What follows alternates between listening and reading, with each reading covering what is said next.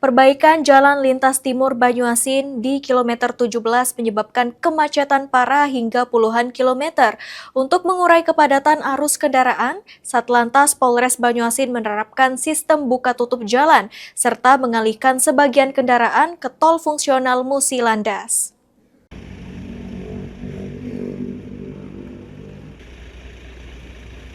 Perbaikan jalan lintas timur Banyuasin di kilometer 17 mengakibatkan antrean kendaraan panjang, terutama dari arah Jambi menuju Palembang. Sementara arus dari arah sebaliknya masih terpantau ramai namun lancar.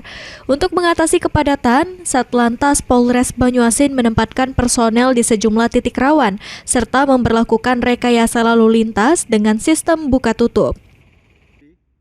Kaormintu Satlantas Polres Banyuasin, Aibtu Chandra, mengatakan pihaknya juga membuka tol fungsional Musi Landas sebagai jalur alternatif guna mengurangi beban kendaraan di jalan lintas timur.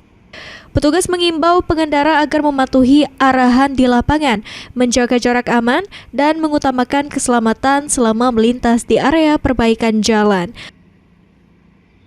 Jadi kendaraan dari arah Jambi diarahkan masuk ke gerbang tol ke arah Karanganyar bisa dilalui melalui memasuki gerbang tol Musi Landas. Sementara dikarenakan belum keringnya kondisi coran, maka